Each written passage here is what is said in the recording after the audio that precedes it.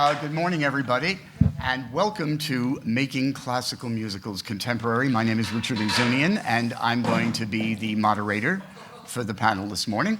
I'd like to welcome all of you, and I'd like to welcome our live stream audience who are watching as well. And to begin with, we would like to acknowledge that we are on the traditional territory of the Huron-Wendat, the Haudenosaunee, and the Anishinaabe. This territory was subject to the Dish with One Spoon Treaty, which was an agreement between these nations and into which subsequent indigenous nations, Europeans, and all newcomers have been invited in the spirit of peace, friendship, and respect. Through this treaty, we are bound to share the responsibility of ensuring that the dish is never empty, which includes taking care of this land, the creatures, and all of the people we share it with. I'd like to begin by introducing my two amazing guests today that we're dealing with. Over on the side is a gentleman I have had the pleasure of knowing and working with for close to 40 years. Robert Harris is one of the most respected names in music in this country. He spent many, many years as an executive and producer and host for CBC Radio.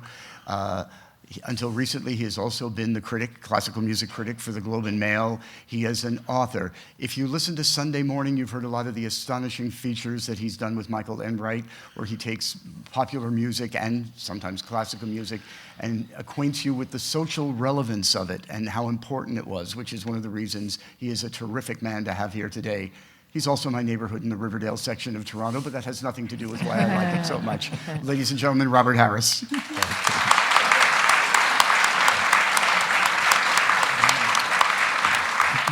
You forgot to mention that we were two when we met each other 40 years ago. Thank you. And of course, if you've been coming to musicals at Stratford, the next guest needs absolutely no introduction. I think it is safe to say this is single-handedly the person who has revitalized the musical form at the Stratford Festival, made it incredibly important at the Stratford Festival, made it relevant, and done so, and this is an important topic that'll come up today, without mucking around with the shows unduly. We're going to talk about how you can take a classical musical and make it contemporary and relevant without putting big greasy fingerprints all over it. The woman is also a joy to work with, a lovely human being, and she can do production numbers and direct musical comedy scenes like nobody's business. Donna Feore.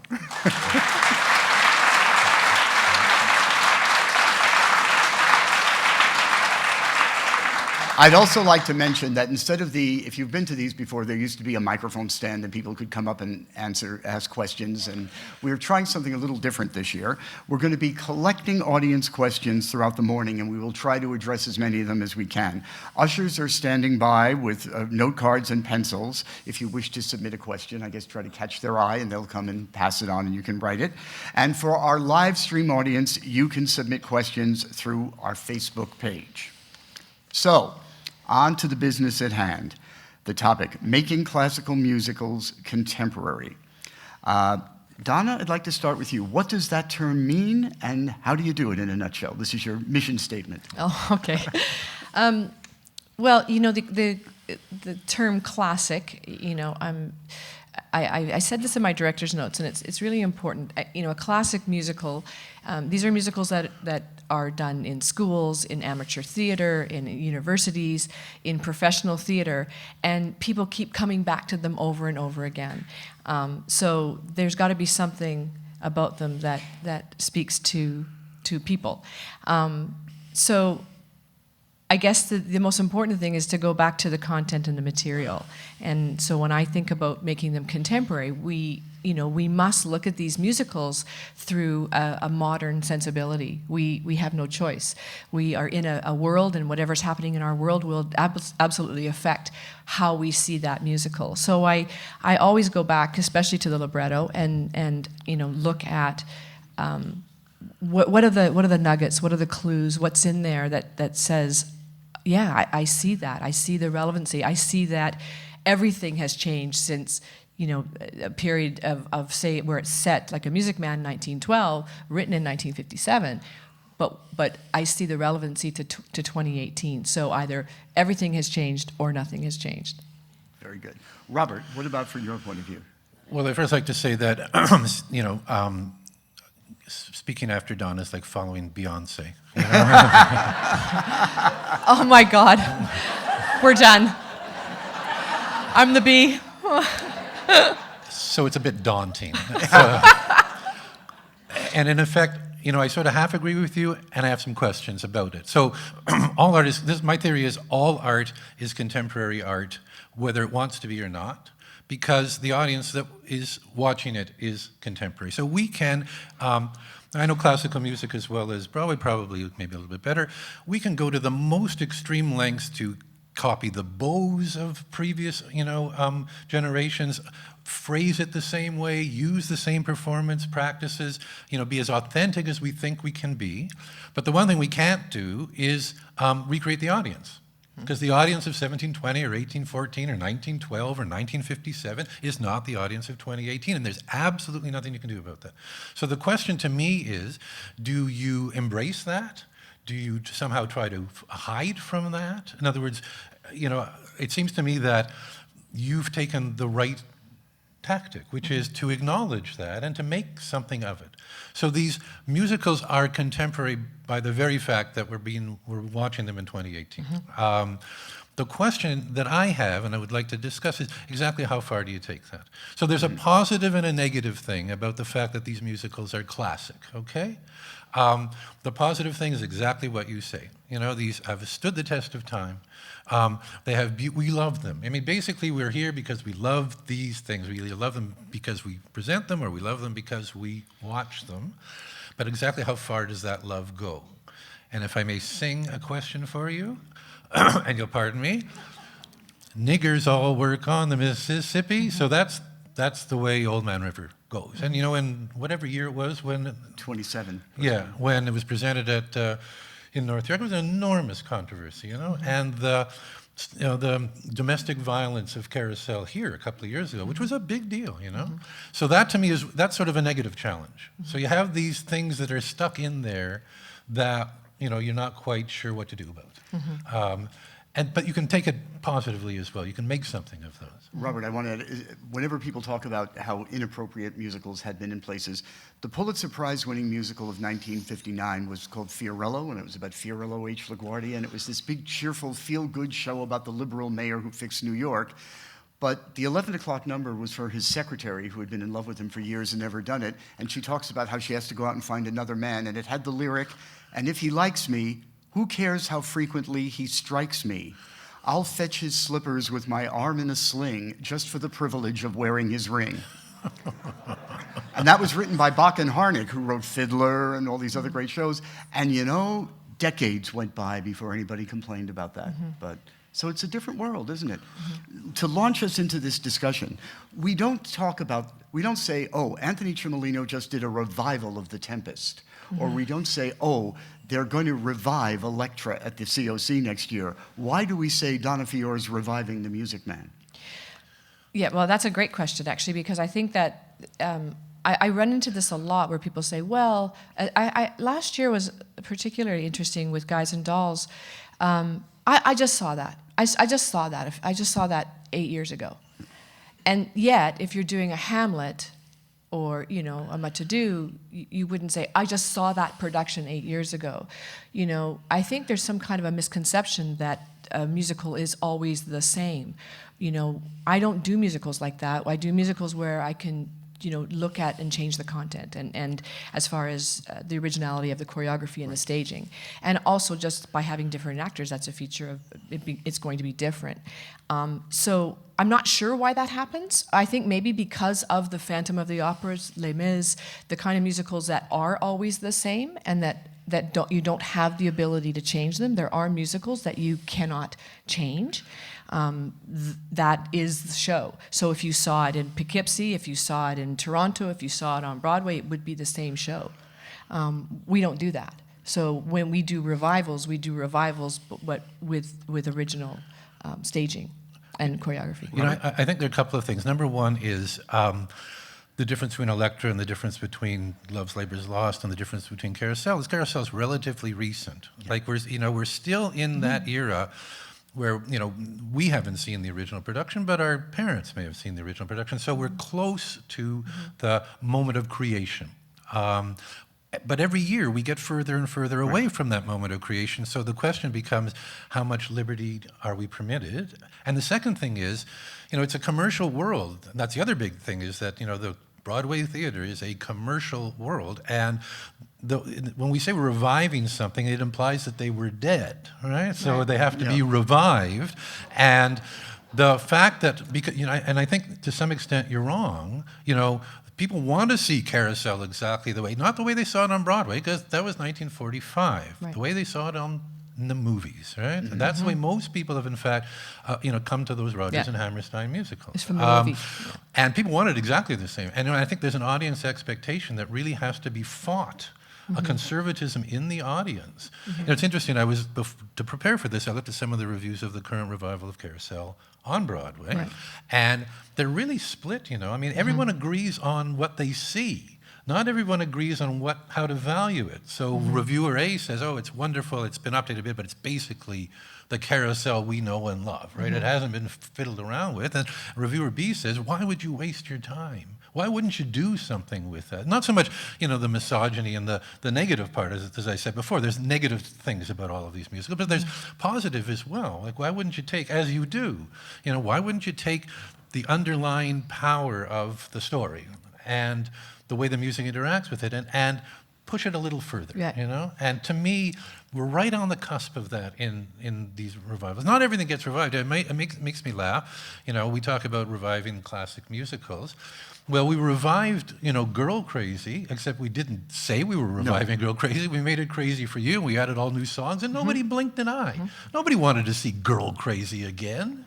Not one human being, not even the Ira Gershwin estate wanted to see Girl Crazy again. Crazy for You was a magnificent success because they took all those late Gershwins. So, you know, it's a much, the more I started to think about this, the harder it became to put your finger on exactly what's right, what's exactly what is the right thing to do, because there's so many exceptions.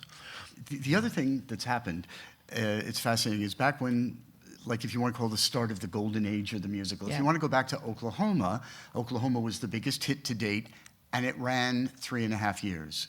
Then you get into the 50s, and My Fair Lady beat that, and My Fair Lady ran 6 years. Then you get into the 70s, and Chorus Line broke the record, and Chorus Line went 10 years. The Phantom of the Opera is still running after 33 years. Les Mis is running somewhere in the world. 150. Yeah, you know, like that. Miss Saigon. And the other thing is, these shows largely stay the same. The same. And Robert hit on that point. Can I say one thing that maybe make me unpopular? The Phantom of the Opera and Les Mis are not Broadway musicals, in my opinion. No, they're musicals. No, they are commercially concocted contraptions that must, Here we go. That must be. So why are they the same all the time? Because they must be the same. Because they're movies that you get to see live.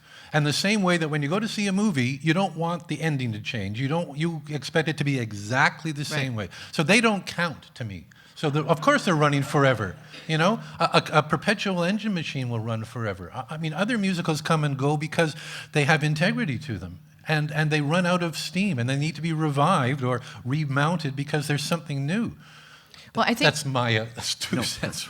But I think what's interesting too, you know, the musicals I've done over the last how many years here anyway, I always am attracted to the material where, you know, I'm with a really strong book. I often direct at the Festival Theater, which is a space that is a communal space. It's built for the actor. It's built for soliloquy. It's built to speak to the audience. So I think you need a musical on that stage that has a really, really good book. When I go back to these books, I'm always shocked and surprised at how relevant the material is. For example, when I went back to Sound of Music, and Robert's right, you know, most people relate to these musicals, or their first experience with them was probably with a movie. And Sound of Music, the movie and the stage production are very different. And when you look at the book of Sound of Music, I realized, you know, very quickly that the role of Elsa and Max I mean, they were diminished in the movie for a very simple reason. Movies are 2 hours long, and they really can't be much more than that. And it was a vehicle for Christopher Plummer and Julie Andrews, quite right. So there's going to be collateral damage in that. You need to take some of those subplots and characters away. But the stage production has that in there. And you had a woman in 1930, a CEO, and strong, and at a political real crossroads, and with real problems, and I found that really interesting, that particular relationship, and then I realized how strong a role and as strong a character Maria is written. I can't direct a show any way other through a lens being a woman. So these classic musicals can be problematic from that point of view. I think it's one of the biggest issues right now with revivals and musicals, frankly, is how do we deal with that content that both of these gentlemen have talked about already, which is, this kind of dismissive nature towards women, written in a certain period. It shows us how far we've come, and sadly, it shows us how far we haven't come.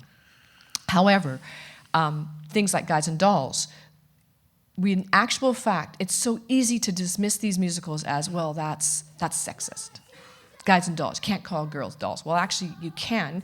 You're calling guys guys. It is a Runyanese. It is a kind of language.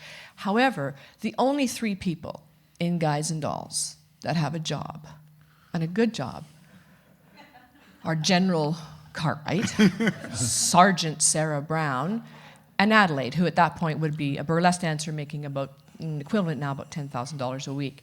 The other people in the show throw dice on the ground and hope for the best, Not sure that's a job. So, in actual fact, if you start to peel back the onion and look at it, I don't have to change the content. What I have to do is respect it and say, what is the writer thinking? You have to go back to that, and if you do that, it's so much more. I do a lot of choreography, but I spend a great deal more time actually on the book and in the scenes, because if those actors really dig in and treat that as a play with music, they will uncover many gems in that script, and that's where we find the relevancy. It's really interesting. There's so many things I want to talk about. It's funny because you and I talked about Guys and Dolls. I wrote the program note for it, and you told me this theory of yours, which is absolutely true. And it goes even further than that. It's not just that they have jobs, that these are the people who actually push the action. It's Adelaide who is trying to figure out what psychosomatic symptoms mean. That's right. Yeah. And Nathan Detroit says, Subi, shoot bullets through me. That's the best he can do, right? And Sarah, so they push the action. It's their, and that Marry the Man Today, which is seen as sort of sexist in some ways, is completely the opposite. And the other thing that's interesting, if I may say so, is you talk about looking at the books and we call these musicals, and they are musicals, and the music for them, in fact, is what separates the wheat from the chaff. I mean, there have been, tens of thousands, if not more, Broadway musicals over the years, Well, book meaning book and lyrics. No, I understand, but what I'm saying, not the music. So, I loved Little Abner, actually, a show I saw, and no one's going to revive Little Abner, because the music isn't strong enough. These shows get revived because the music is timeless. Oh, yes. But what you say about the book is actually true, So you might expect someone looking at classic musicals to say, well, I look for the best score, and I work from there. Right. But you don't. And I think you're right not to. Well, I think because otherwise we can't do musicals like Carousel. If we do not attack the book, and I don't mean change the book, but I mean, go back to what the writer was thinking. As directors and actors, that is our job, by the way, is to serve the writer. That's what we do. So you need to go back, and whether it's the composer or the book writer, we have to look at what was the intent. And something like Carousel, I can tell you right now, I've been in that show as an actor. I haven't directed the show, but I know for a fact if I was to go after that show, I would look at, I wouldn't focus so much on why Billy is the way he is. I would look at why Julie doesn't feel that she isn't confident enough to not put up with it and to be able to have a voice. And so I'm not sure what that message is. I'm not sure I'm prepared right now to look at that, but there is something to that. There's musicals like How to Succeed in Business, a fantastic show, you know, and if we weren't living in the culture we're living in right now, you know, Mad Men, I'm not sure how well that would succeed right now. Because I don't think we have as big a sense of humor about this. So, you know, a secretary's not a toy, not sure. Yeah. I can spend 3 months on that. But, but these are, like, the thing is that's so difficult is these are songs that were written perhaps tongue-in-cheek, but it's all about the culture we live in and how much we can tolerate. And so I think some musicals, frankly, I think are difficult to do right now. I really do.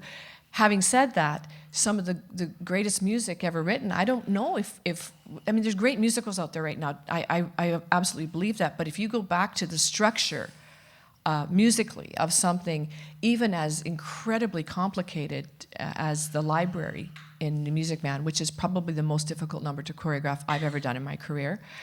It is the most difficult music, and it's often cut because people run away screaming. I didn't, should have, but it didn't. But it's so, and Robert can speak to this of why it's so complicated, but it's interesting, and you know, someone really put a lot of thought to this. I'm not sure we do that now with some of these big, you know, these big scores in Oklahoma, and we used to be able to write for 40 people. And if you work, and I work in New York, and I'm going to tell you right now, here's the mandate. Oh, don't have over 15 people in that cast, you know? So everything has changed, and that's why these classic musicals, if they go away, we're in big trouble, because we can't recreate those. We just can't. We don't have those kind of, it's not a number, it's a numbers game now. We just don't do that kind of show. So, Donna, you opened the door on this year, which is The Music Man. So let's fling the ball in that direction. I guess, Robert, I'll start with you. When you knew Stratford was doing The Music Man, you know the show well, you've probably seen it. What did you think were the virtues and the possible problems of doing The Music Man? Well, my feeling is that, The Music Man is the most misunderstood musical in Broadway history, you know? Because it seems so simple, and it seems so sweet, and it seems so nostalgic, and it was written in 1957, and when juvenile delinquency was at its peak as a fear situation in North America. And what's the absolute basis of The Music Man? There's a pool table coming into town, you know what? And what does pool stand for, you know? And it's not trouble, it's juvenile delinquency, you know? So The Music Man is a contemporary music. It was written the same year as West Side Story, beat it out for the Tony. So Meredith Willson is such an interesting character, you know? He worked in radio, he worked with Tallulah Bankhead, he was her band leader. He played for John Philip Sousa, he played for Arturo Toscanini, the only person I think in history. And so The Music Man is not what it seems. The Music Man, to me, and I think to you as well, is about stripping away that image of perfect America. Because that's what Harold Hill does. You know, he strips away some of the bad things about it, like the rancor of the town council. He strips away Winthrop's shyness. He strips away Marion's frigidity, you know, and eventually he strips away his own. He cons himself. You know, that's something that I love about the music. I'm sorry to go on, but no. So the think method that is the con, right? So he has no idea how to teach people how to play music, so you think it, and then it comes out. Well, in actual fact, that's true. Mm-hmm. That's how musicians actually work. They think, they hear it in their head first. That's how jazz musicians work. And Meredith Willson knew this, right? So at the key moment in The Music Man, when the Tar and Feathers is ready, the think method, and of course Beethoven comes out, because Meredith Willson is nothing but sly. He cons himself. Harold Hill cons himself.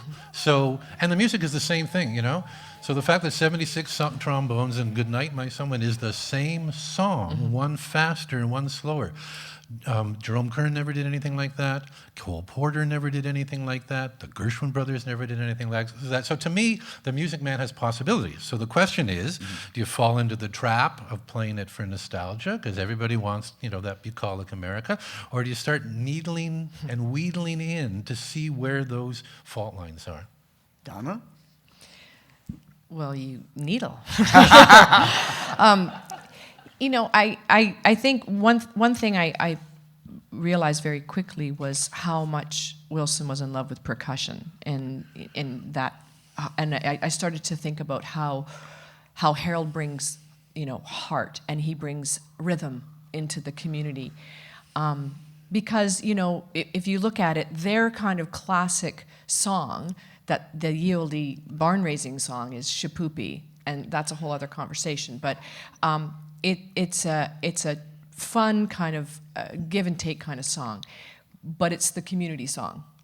And if you look at it, everything that Harold brings in, Sadder but Wiser, 76 trombones, Trouble, it has a soul and a rhythm to it and a sexiness to it. And that's what I went after in the show, is to get that kind of grittiness in. And the kids, they're distracted from juvenile delinquency, and they find a focus. And everybody in the community finds a different focus. The women stop gossiping and being cruel to each other, especially to Marion. The guys find a harmony. He's so clever. What does he do? He gets a barbershop quartet. The guys that are fighting, what do? They sing a 4-part harmony. What do you need for a harmony? A codependency. And so this is kind of a wonderful, he just comes in and he just kind of morphs this community. I look at it as the Terminator. The Terminator movie, when the guy got blown up and the mercury goes everywhere, and then it goes blah, blah, blah, blah, blah, and it all comes back together. So that's what he does. He kind of blows them up, and then they all find their way back together to find that one, cohesive unit in the community.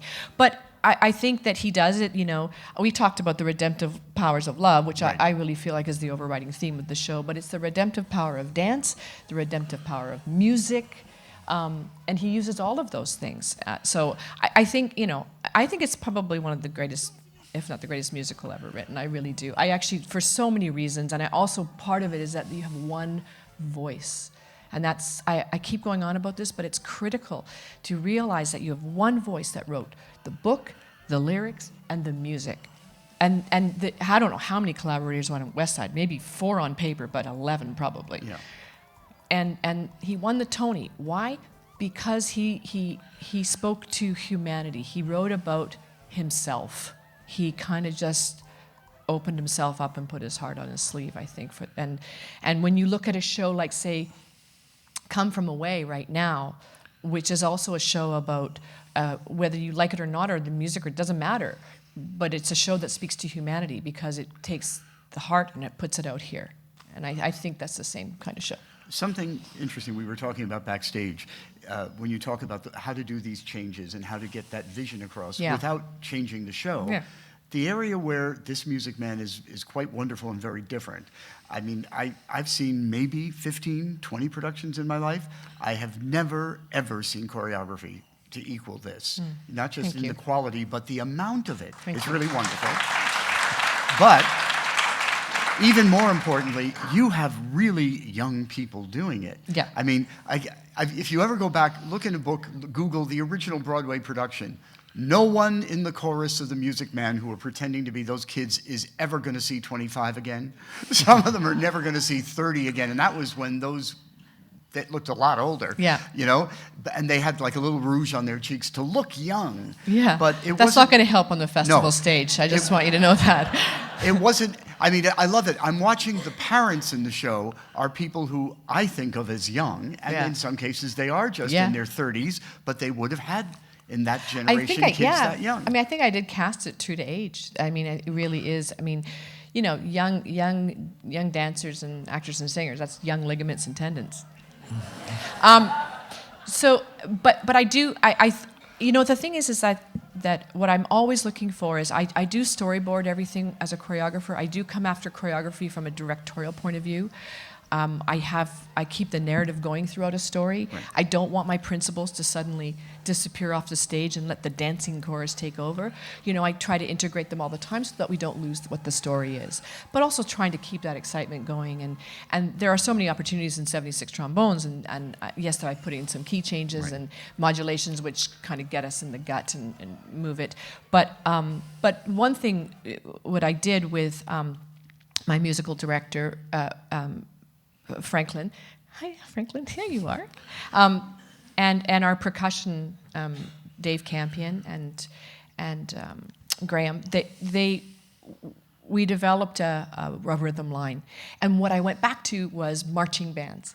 And I did a lot of research. I do a lot of research, and we know that Meredith Willson loved that whole world. And also that the marching bands, then I started to think of the contemporary drum lines now. And drum lines in the United States are huge. We don't see them as much in Canada, but this is a massive thing. There's competitions for them, there's universities, it's huge. And so I started to look at all of that world and thought, yeah, it fits. I don't want to impose something that doesn't fit, but it just seemed to work, that he kind of gives them that rhythm, and then just like in any musical, they learn very quickly, because that's what we do. We learn how to do that in about 3.5 seconds, and we flew. And then that just kind of moved into more and more, and of course then we just kept topping it. The actual choreography in the show, you know, Richard, is on the page. It's actually, I didn't change anything. I mean, not like maybe a couple of keys just to, but honestly, it's just that I think a lot of people cut the dance. I actually didn't add a lot. So I think what happens in Music Man, people cut some of the dance. You've got to have the talent to do it, and the people that can sustain the singing and the dancing. There's the other problem. You know, back in the day of the Agnes DeMille days, she had a dancing chorus in Oklahoma and Carousel, and then she had a singing chorus. Yeah. So the two didn't have to do it. But guess what happens when you do both? You can't breathe. So you know, that's why they're so skilled, and that's why, you know, I'm able to do it, is that we train them to do that. Robert? Well, I think, you know, the whole question of choreography is so interesting in this discussion about making musicals contemporary, and we ignore choreography because when we think of a classic music, we think of the things that are on the page. We think of the book, we think of the lyrics, and we think of the music, and the choreography is either disposable or it's not part of the show. And you know, to me, the reason that you're so successful at doing these updated things, your shows are contemporary without breaking a sweat, and partly it's because you're a woman. I think that's really, really important. You know, all of these shows, all the strong characters are women. That's the case of all of the most sexist literature in the world has women as the central character. Madame Bovary, Anna Karenina, you know, they're sexist and they all die, and Carmen, you know, horrible things happen to them, and they're all profoundly interesting, the women.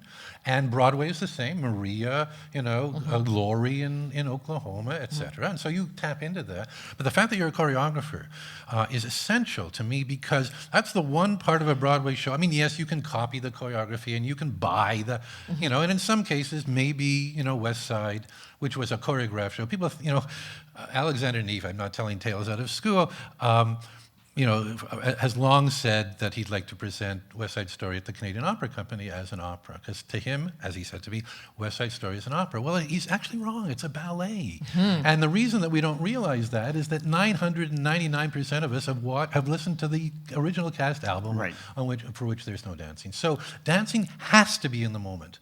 Dancing is the one thing you can't, I mean, you can put it in aspect, but it doesn't work. You know, you can instantly tell that that's canned. You know, in a way that you can't tell about the music.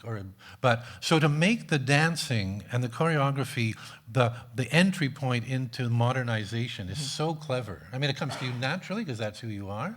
But to me, that's a really wonderful way of adding subtext. You were mentioning this backstage, that in fact the text stays the same. It's the subtext that changes. Well, exactly. but that's the way you modernize things. That's exactly That's the way you modernize Hamlet. That's the way you modernize all of these things. You don't change the words. It's not additional dialogue by William Shakespeare's, you know, the famous Romeo and Juliet movie that they did back in the 30s. You wear different clothes, you put different people on stage, you have different things going on. So choreography is central in that way. What about, we haven't talked about, one of the most interesting things about Music Man is some of the very different music. Meredith Willson had his own incredible. style. Yeah. I guess we've often called it rap. It was rap years ahead of its time. For you. What? Oh, thank you. Great. Talk songs, you know, with the rhythm. You can talk, you can bicker, you can talk, you can bicker. You got trouble, my friends, right here in River City, blah, blah, blah, blah. He used them less in his second show, less in his, you know, he kind of after that. But he made a strong statement with this. And originally there was even more that he cut.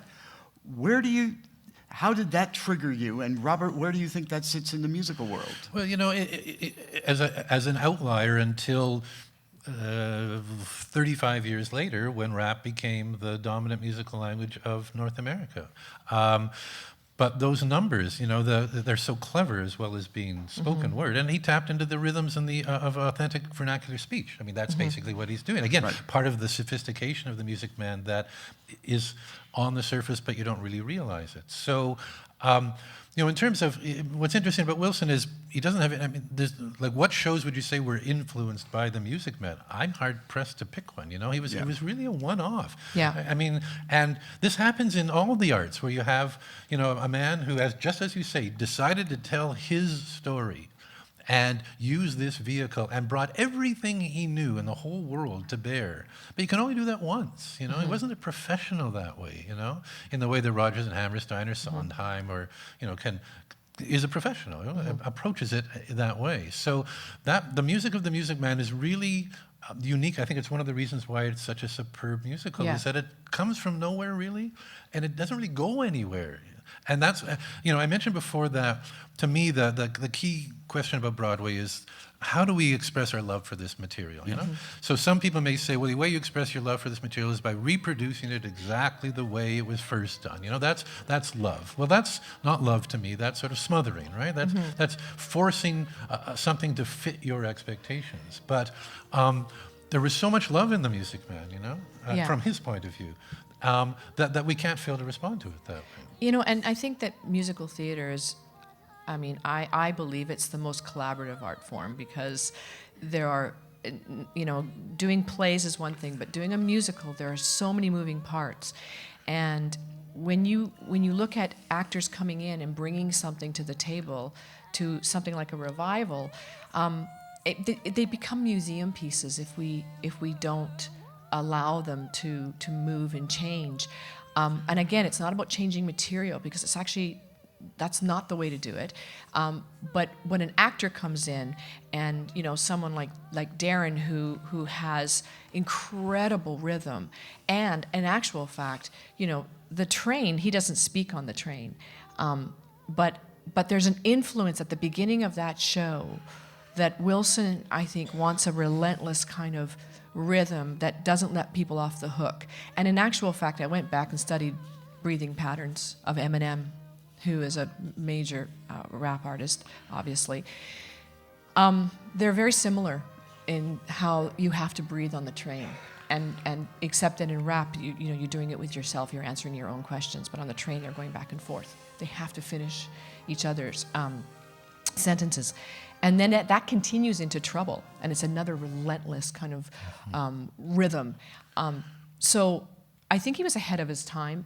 Rap is a very, I say that it got a similar feel in rhythm. Culturally, it's not the same. Rap is a very different, hip-hop is a very, different culture. And those statements are incredibly different and very important. But what Wilson was doing, way ahead of his time, of his time, is really tapping into what rhythm does to people viscerally, I think. I do. It's interesting. Some of the questions from the audience have come back. And one of the central things is, I guess, obviously, who you pick in a cast. And you pick Darren, who is an actor of color, to play Harold Hill. And there's the great debate. Some people say, oh, that wouldn't have worked in 1912 Iowa. But is that the case? For picking Darren? No. I mean, having a black salesman come into River City, I didn't Iowa. care. I didn't care. I auditioned. I got the best actor. That 100%. There's nothing to discuss.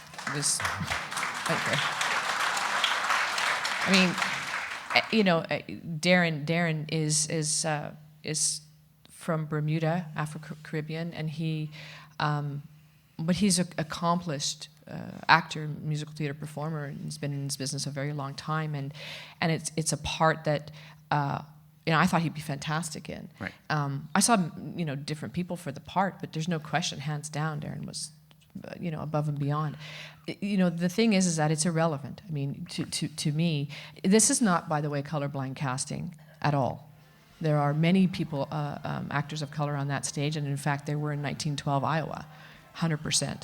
That's the important point. Absolutely, 100%. It was the highest form of highest level of immigration in 1912 was in the state of Iowa, Iowa was a state that was one of the states that did not have to contend with a mandate of slavery.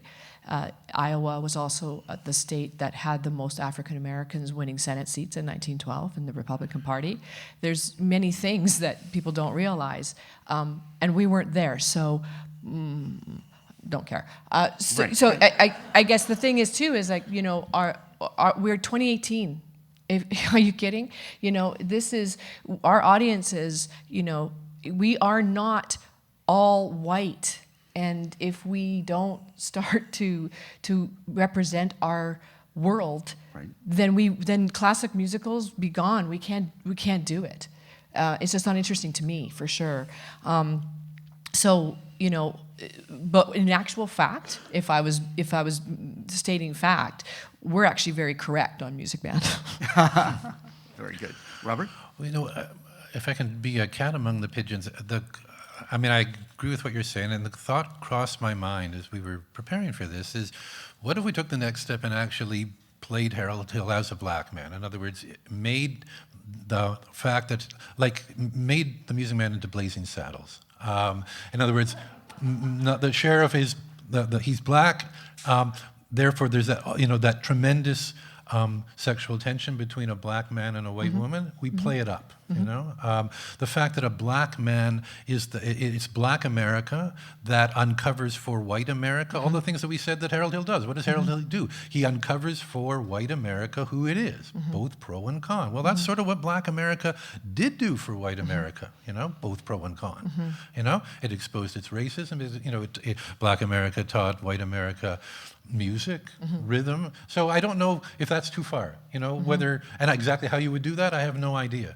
But, you know, at some point, 20 years from now, 30 years from now, someone's going to say, let's take the next step, you know. Let's do as, of all people, Arthur Lawrence, the guy who wrote West Side Story in 2009, let the Sharks speak Spanish, you know, rework the show so that the Sharks weren't the secondary group, but the primary group, you know, with Lin-Manuel Miranda, I always get those backwards, but the two of them in 2009, Lawrence, right, you know, so he took advantage, you know, Sondheim has always complained bitterly that his lyric for I Feel Pretty is the worst he ever wrote because, you know, someone just off the boat from Puerto Rico isn't going to sound like, as he said, like a Noel Coward, you know. It's alarming how charming I feel. Yeah. So, but, you know, only a white, you know, both Carol Lawrence and obviously Natalie Wood were white people. So what happens if we move it a step further? I don't know the answer to that question, but I know that someday that's going to be a question. Well, exactly. I mean, I actually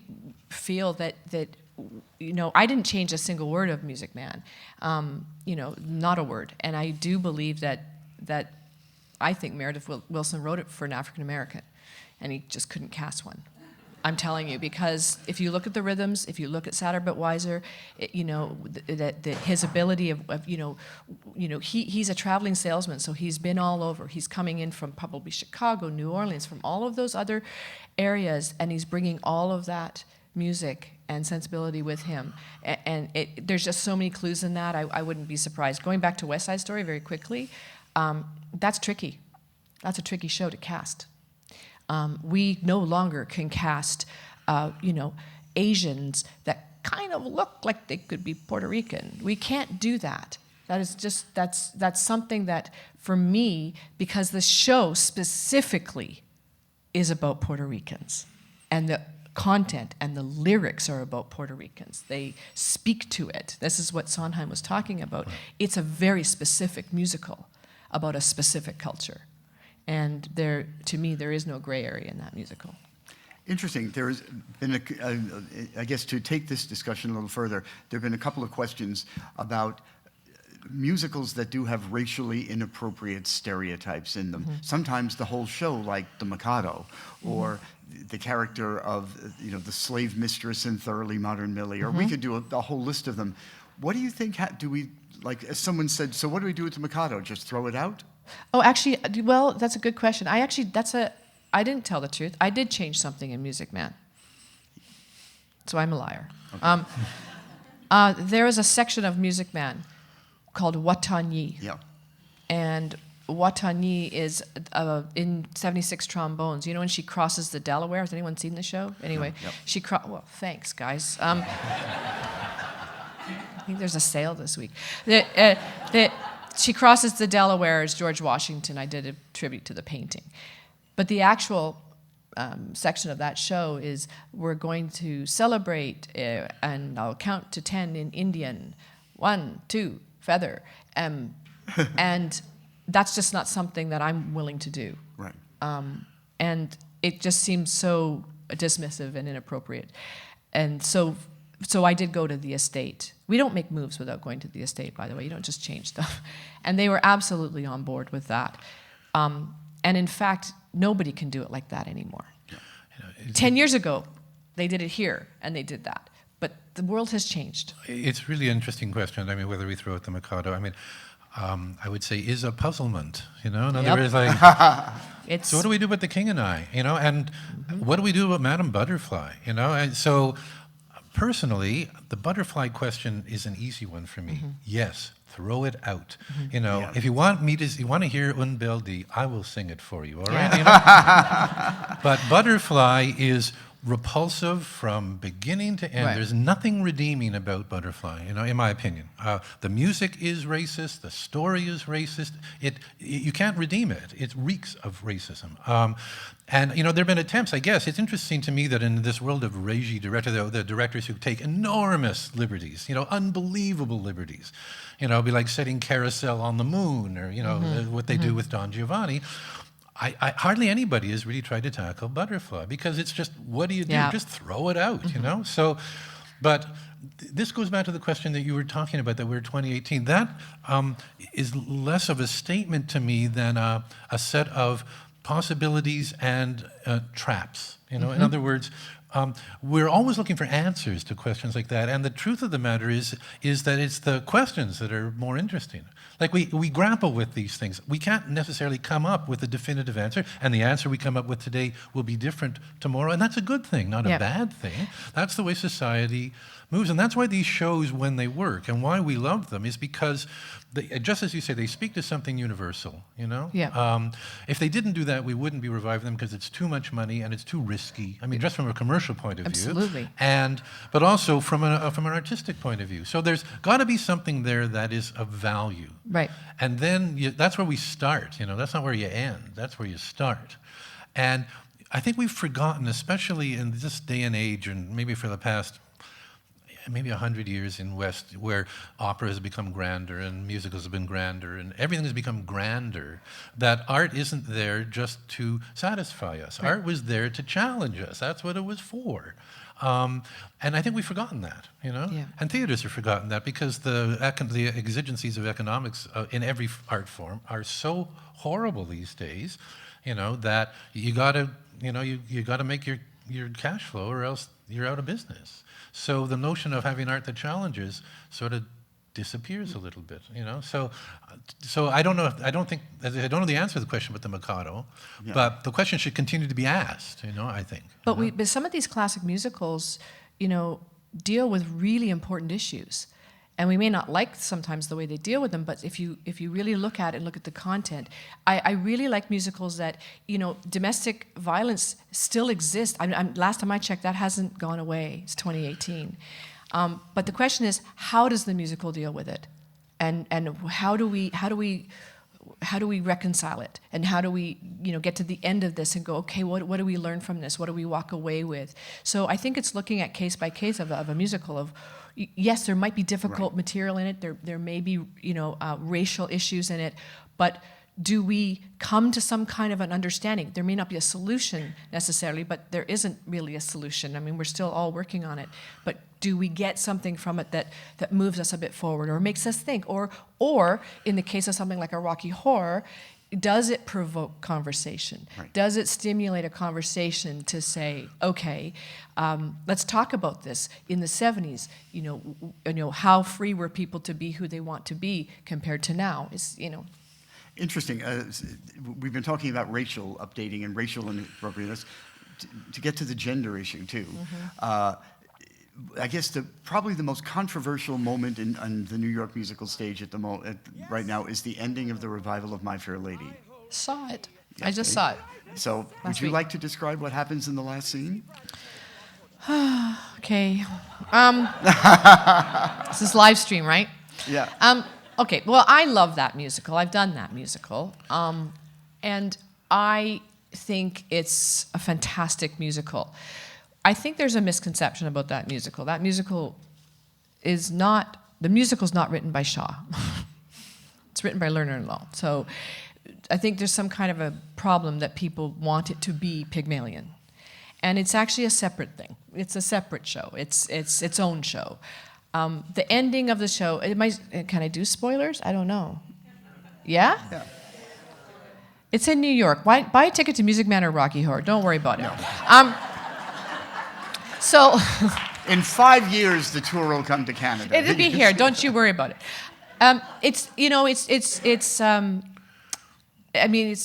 a good show. I mean, they've done the book, but it's the ending that's become the controversy because they were really concerned about how Eliza, I think, was portrayed at the end, which was to not have her look, I think, maybe weak, submissive. I'm not sure.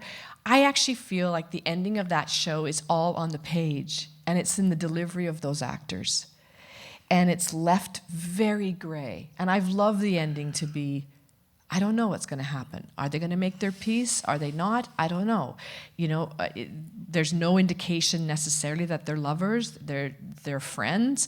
But they have come to an understanding. That's what I'm getting at. I think that in that musical, it's on the page that they come to an understanding. They both win and they both the lose. last line is she comes back and he says, Eliza, where the devil are my slippers? Are my slippers. And the script says they stand looking at each other, right? And That's the right. music And swells up. yeah. And the actor that played Higgins was wonderful. He delivered it beautifully. And then she turns around and she walks out through the audience. And he, on a set piece, backs up away. And I thought, oh, so we know what happens now. Yeah. And I just thought, So it turned. it's well done. Like, don't get me wrong, it's terrific, and Brontë is a terrific director. But I just thought that to me, from my point of view, they're equals. It's like Sarah and Skye.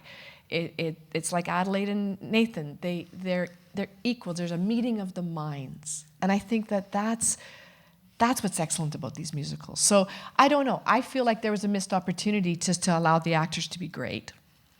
I don't know. So to you, that would come under the heading of imposing something on it. Well, yeah, we just rewrote the ending. Yeah. To me.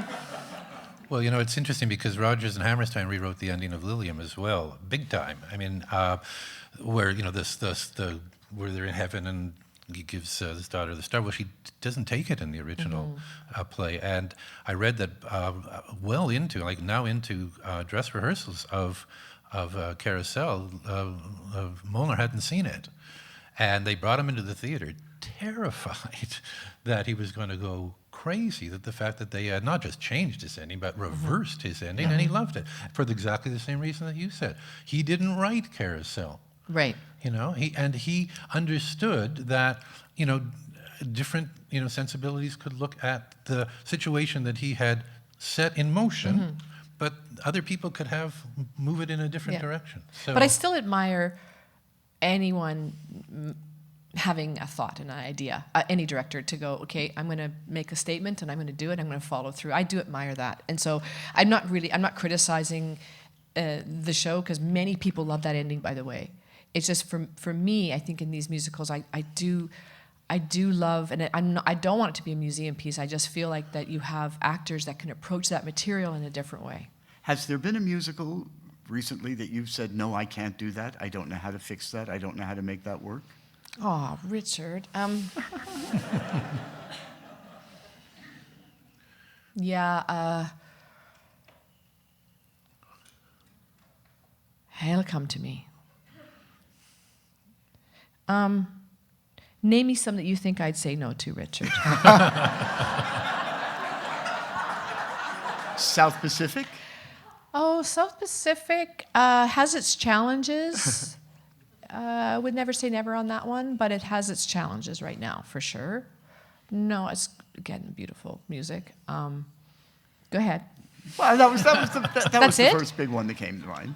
I mean, I'm even thinking of shows like, again, that we now revere in retrospect, like Camelot, which is basically, oh, I committed adultery, so I should have died, or I didn't really commit adultery. No, there's more to that one. There's something to be had on that show. Yeah. Yeah. No, I'm not. That one that's not crazy. I think okay, like. I think How to Succeed is really a great show. I talked about it earlier, so I'll just keep going about that. It is a great show, and the music is fantastic. I just don't think we can sing and dance about this and the dismissive nature towards women. I don't think I have an appetite for it. And I've said this before. I have a 21-year-old daughter.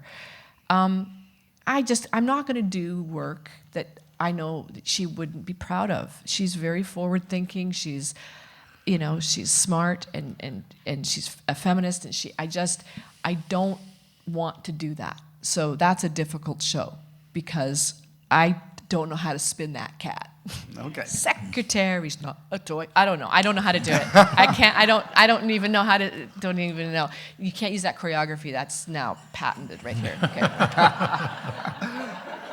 Robert, you said you'd throw out Butterfly. Yeah, I would. Is there anything else in that canon you would throw out? In the Broadway canon, or yeah.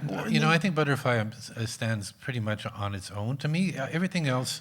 We're so selective about the things that we are talking about. We forget how and that's what classic is about. Both in the opera world, and in the Broadway world. I've been doing a lot of work on Leonard Bernstein because it's his 100th anniversary, and the Bernstein musicals are so interesting. The 1600 Pennsylvania Avenue, this disaster that he wrote with Alan J. Lerner near the end of his life, was intended to be a major political statement. Well before Hamilton, it was about racism in America. So I think the question is that most of them we wouldn't dream of reviving, only because we fear that their appeal is too limited, not because we fear for their legitimacy. King and I wouldn't throw it out, but oh my God, talk about Orientalism, as they say. This whole notion of the King and I is about, how Asians are savages, and it's us white people whose job it is to educate them, in the ways of the world. And it's, it's a deeply offensive message. Now, admittedly, it's set in the 19th century, and there's no question that it was, consistent with the attitudes of its time. But as you say, and as I started off by saying, that's not an excuse. You can't get away with that because you're not presenting it in 1951 or 1851. You're presenting it in 2018, and you have to be held accountable. And you can't hide behind, well, that's the way it was written. That's the way Mozart wrote it. That's the way De Ponte wrote it. That's the way, Oscar wrote it. That to me is not, that's really unfair to the audience as well as unfair to a creator, because, as I say, if art is there for us to ask these questions, and exactly the questions you're asking, put them front and center if you can. Exactly. And I think that's why it's hard to think of a show I wouldn't, because I think I love that challenge. And it's interesting to me. I find it actually interesting to go and dig in and say, okay, yes, that's going to be difficult right now, but are we really understanding the material? And is there a better way to understand it, to see it differently? So, as I said, things like How to Succeed, that's a great musical.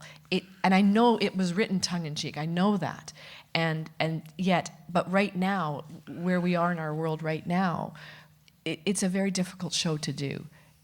So that's a hard question. Would I not do it? I don't think there's one I can't think of one that I would run screaming from, necessarily.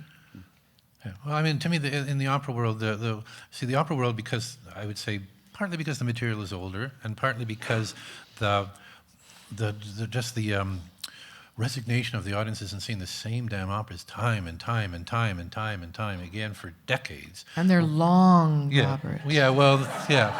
I did Oedipus Rex. Now there's an opera you want to go see. There's an opera, an hour and 15 minutes, fantastic. The next one was Siegfried.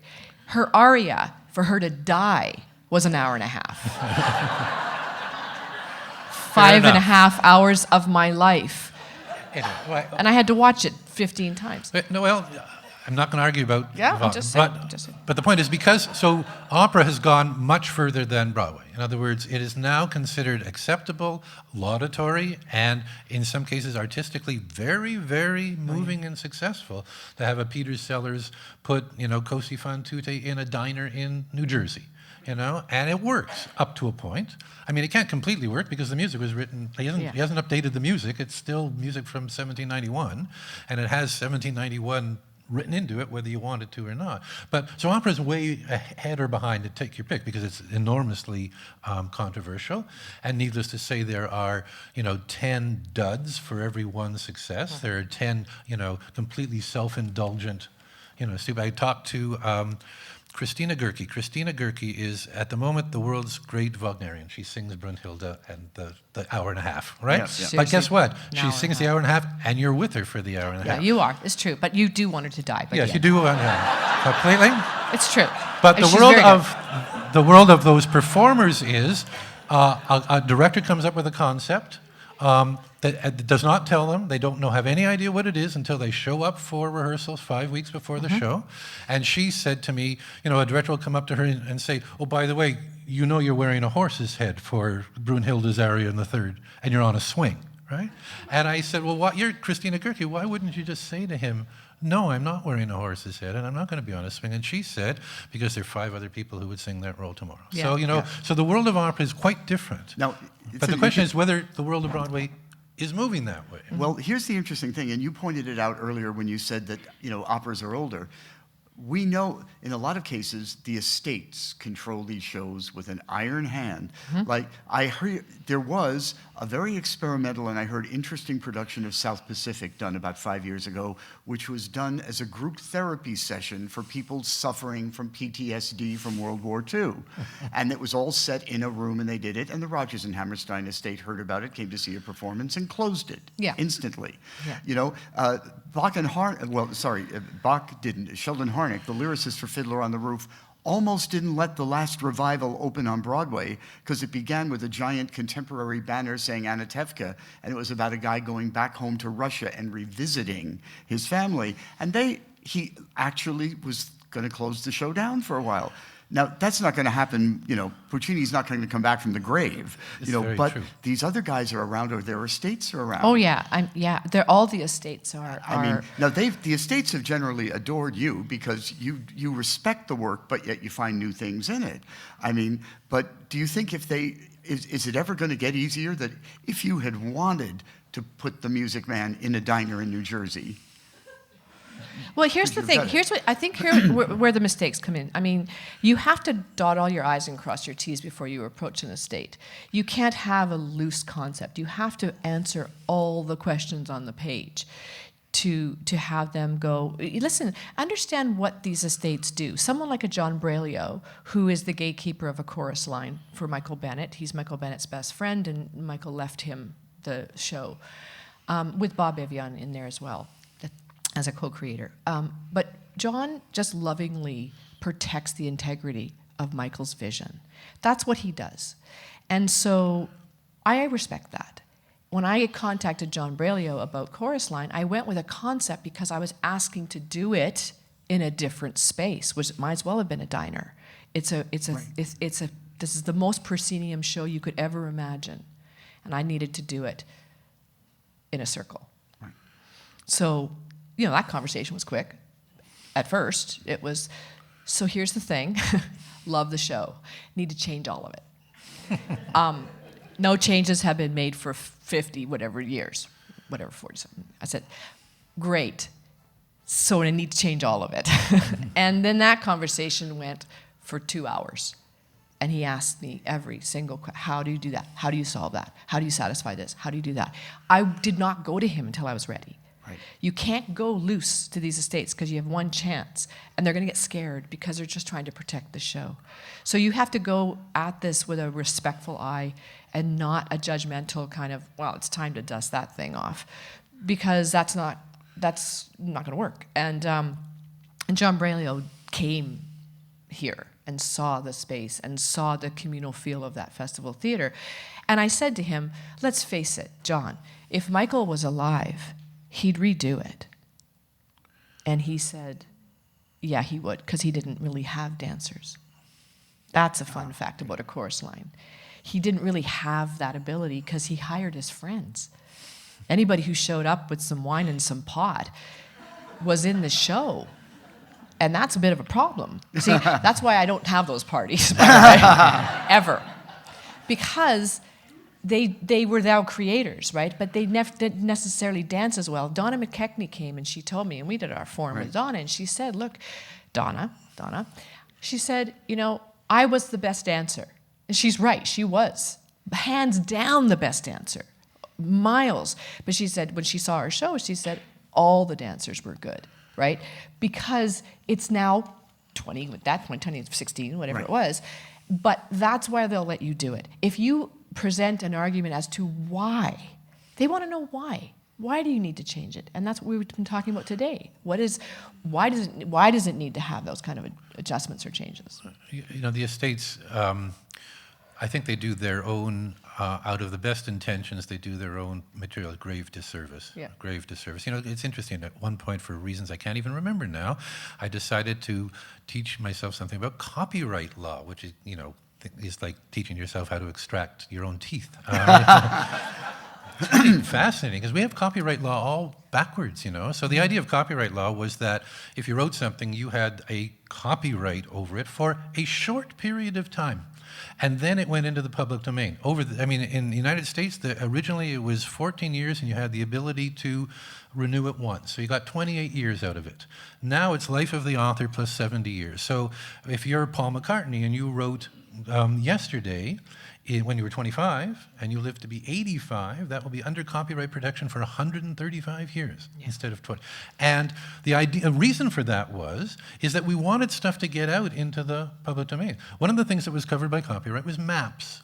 Maps. Why maps? Because the idea was in 1791, we wanted people to go out for years to map Lake Superior, spending 2 years on their own, doing a job.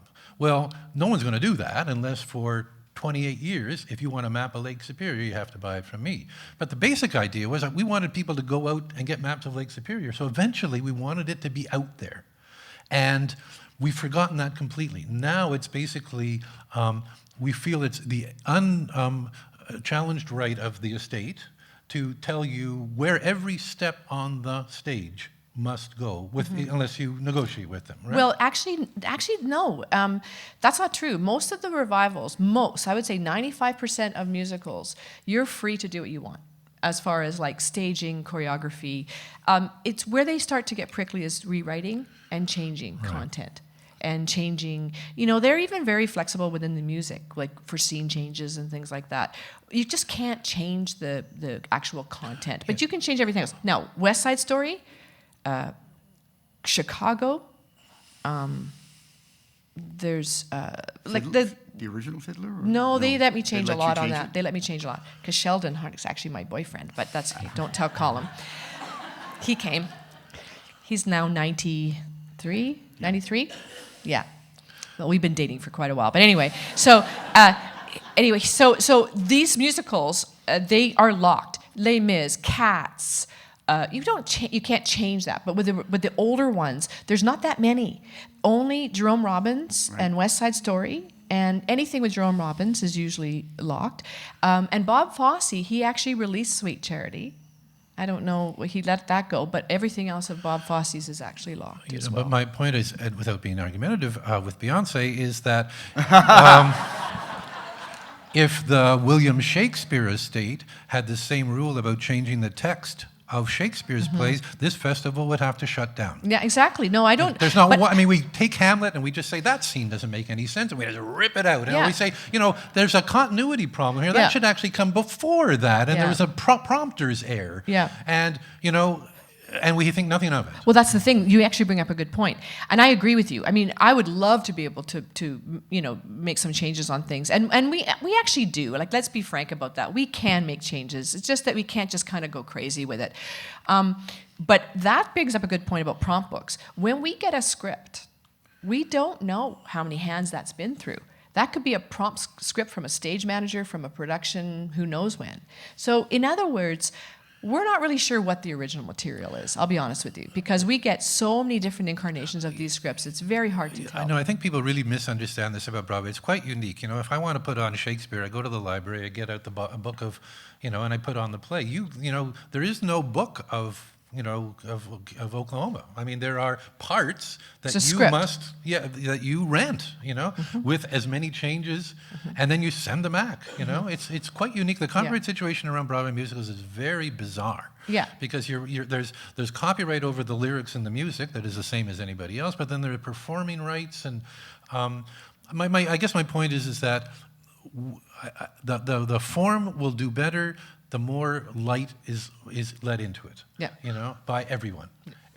Because people like you, we don't want to discourage. We don't want to put barriers in front of you to make it harder for you to do the things that we actually want you to do, which is to help us understand these things fresh. Well, you're in a very supportive environment here. Yeah, Not everybody is. No, that's true, and you're right. And there's certain titles that when you say titles I won't do, it's the ones that have stuff attached to it. Right. That's true. I'm not going to do a show where they're going to make me regurgitate choreography or staging. Who would do that? That's like saying, we want you to do the West Side Story. It's got to be exactly the same as it's been. That's like saying to Anthony, we want you to do the Tempest with Martha Henry, but we want you to do the same staging that Des did with Chris Plummer. Yeah. There's no way. Who wants to do that as an artist, right? Nobody wants to do that. And Anthony knows full well, as the artistic director, that we don't want to do those kind of shows. Right.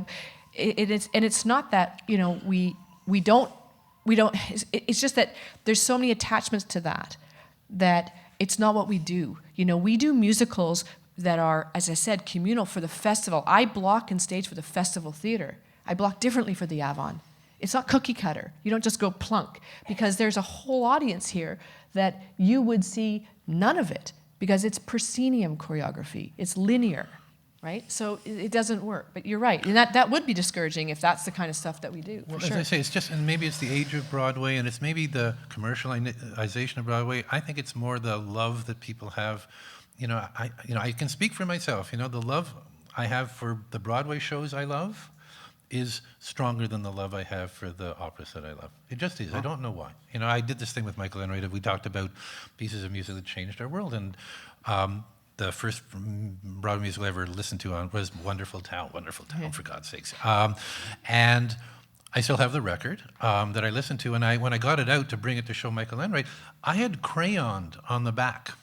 And I figured out by doing some math that I was 7 years old when I heard the original cast album of Wonderful Town. 7, that's absurd, but it's... No wonder you're so weird. Yes, exactly. Thank you. Thank you very much. At 7 years old, Robert. No, but so the attachment that we have to these musicals, I think, is of a different order, which makes all of this more difficult to deal with, people have attachments to Marriage of Figaro, but the attachment is to the production they first saw, whenever it was. Right. Yeah. They don't have an attachment to the original production because they have no idea what it was. And they probably would be horrified by how poorly played and acted and sung it was, right? Compared to what we can do now.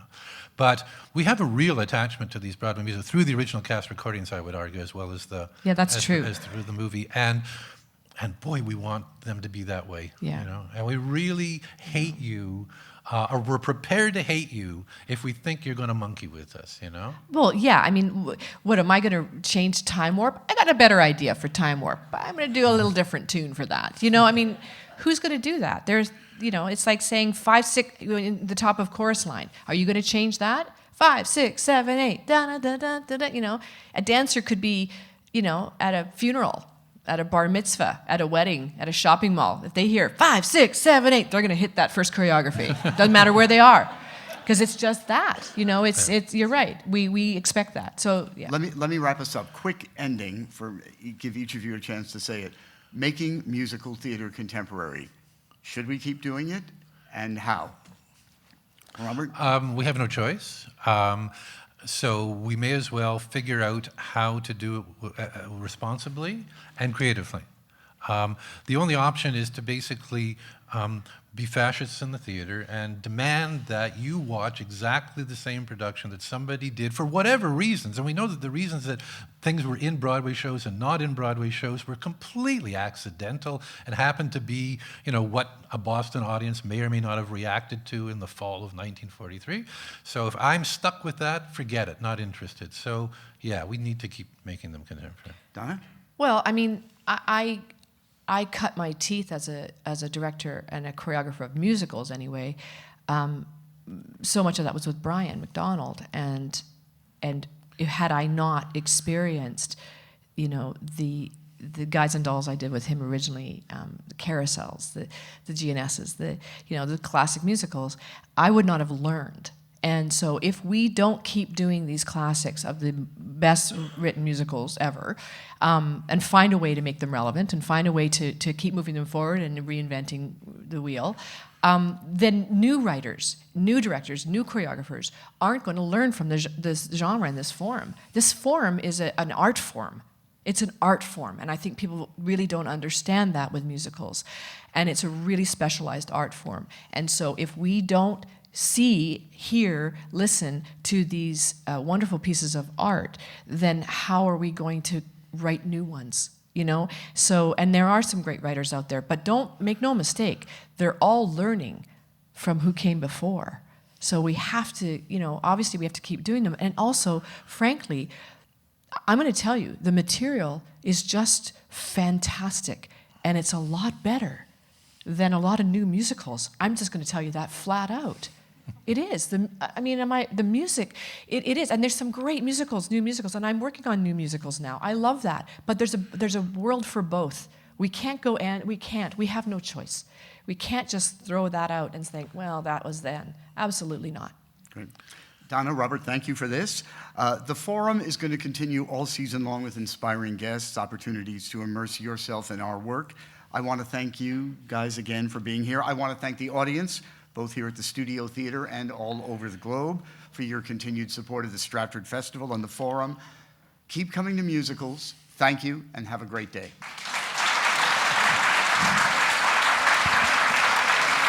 And let's leave the stage quickly.